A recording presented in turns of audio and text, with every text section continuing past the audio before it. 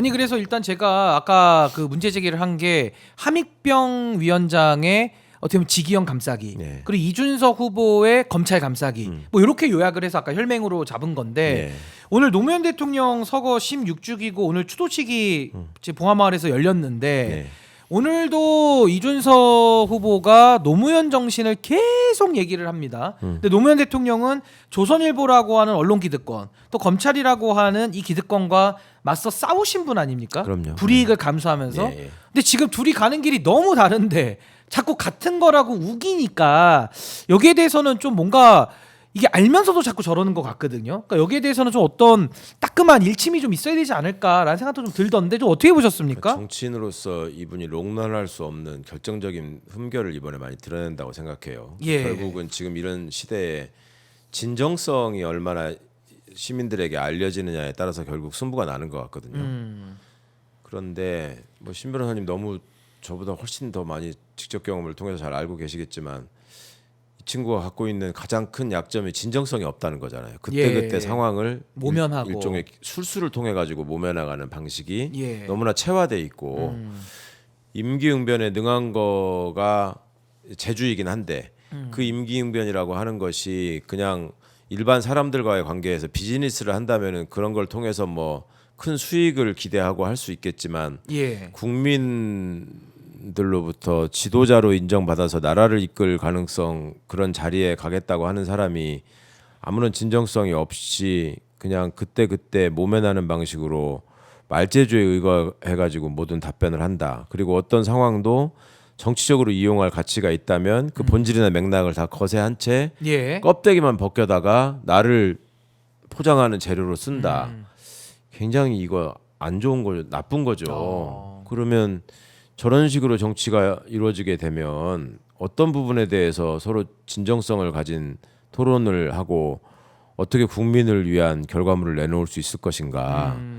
그런 부분에 대한 회의가 들어서 노무현 대통령님을 감히 언급한다라고 하는 게 노무현이 가지고 있는 상징성이라는 게 있잖아요. 예. 어떤 상황에서도 굴하지 않고 목표를 위해서 혹은 정의와 진실을 위해서 나가는 모습 뭐 이런 것들과 조금이라도 맥락이 닿는 행동을 했다면 모르겠으나 예. 그와 정반대되는 행동을 해가지고 많은 분들의 걱정이나 빈축을 산 게 지금 최근에 특히 너무너무 많았잖아요. 예. 어제 그제 사이에도 명태균 씨하고 통화를 했냐 안 했냐 문제를 가지고 벌써 또 단일화 문제를 지금 얘기한 예. 것까지는 밝혀졌습니다. 예, 또 이제 엇갈리는 얘기를 한 그런 얘기가 나오던데 예.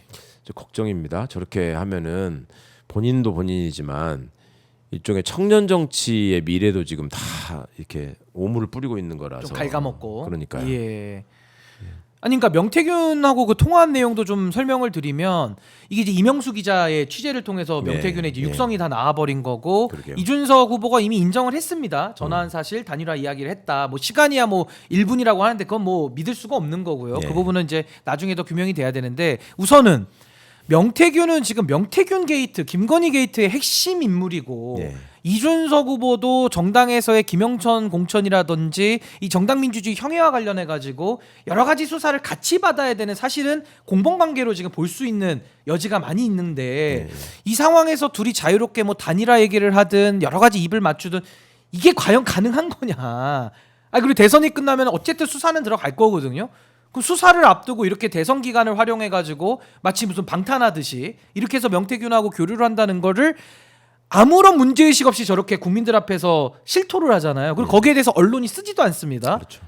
이 문제의 심각성을 좀 어떻게 바라봐야 되는지. 정말 그러니까 언론의 기능이나 역할이 어디에 있는 예. 것인가 하는 거에 대한 깊은 한숨이 나오는데 이게 이제 명태균이라는 사람은 단순히 정치권 언저리에 있으면서 일종의 책사로서 선거 때마다 조언을 하고 자문을 해주는 사람 이런 위치가 아니잖아요. 지금 말씀처럼 명백한 피의자고 예. 중요한 게이트의 핵심이라고 지목돼 있는 사람이고 실제로 정치적 영향력을 미친 흔적들이 여러 가지 지금 많이 나왔잖아요. 뭐 그리고 녹취나 포렌식 다 나왔습니다. 예, 지금. 전부 다 물증으로 입증이 되고 있는 사람한테 그리고 또 이 보석으로 나온 다음에 명태균 씨가 한 언행이 있지 않습니까? 예. 내가 오세훈부터 손봐주겠다.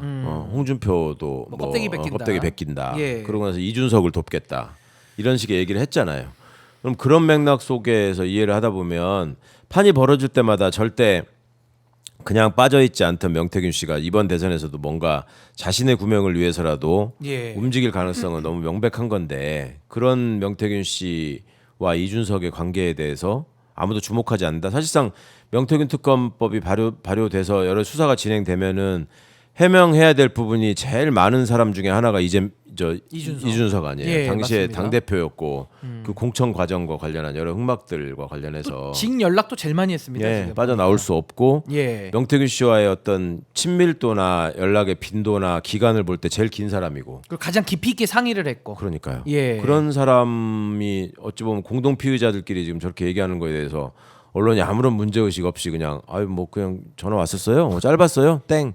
이거는 아니죠 진짜. 뭐 소식 궁금했어요. 뭐 서로 안부 인사처럼. 그러니까 아니 정말 언론이 이거는 언론이기를 스스로 포기하는 거 아닌가. 지금 눈앞에서 전화를 했다라는 사실이 자백을 해내고 있는데도 예. 언론이 그걸 쓰지 않는다. 놀라지 않는다. 그러니까 이게 유력한 후보라고 생각해서 뭔가 보도를 할 가치가 있다고 생각을 하자면 예. 명태균 씨 부분에 대해서도 저런 식의 보도를 했다면 적어도 우리 신윤규 변호사님이나 우리 황희두 이사 같은 분한테 찾아와가지고 이준석이라는 사람은 어떤 행동을 했고 뭘 경험했길래 그토록 이준석은 정치를 하면 안 된다고 강력하게 비판하십니까? 이런 것들도 물어봐야 되는 거 아니에요? 전혀 안 묻습니다. 그러니까 그런 게 종합이 돼야지 후보에 예. 대한 검증이 되고 예를 들면 이준석이 억울하게 당했는지도 밝혀줄 수도 있잖아요. 아니 중앙일보는 이준석 처음 돼서 나왔을 때부터도 예. 빅3라고 써주든 그러니까 이런 친절함과 이런 호의를 이건 거의 왜곡이죠 왜곡. 처음에 지지율 단자릿수 막 시작했는데 와 빅3 정말 기가 찬데 손가락 이렇게 딱 있는데 예. 야, 이거를 새끼손가락을 빅3에 딱 예, 넣어주고 중앙일보가 그렇게 썼습니다. 예, 부끄러움을 좀 알았으면 좋겠고요.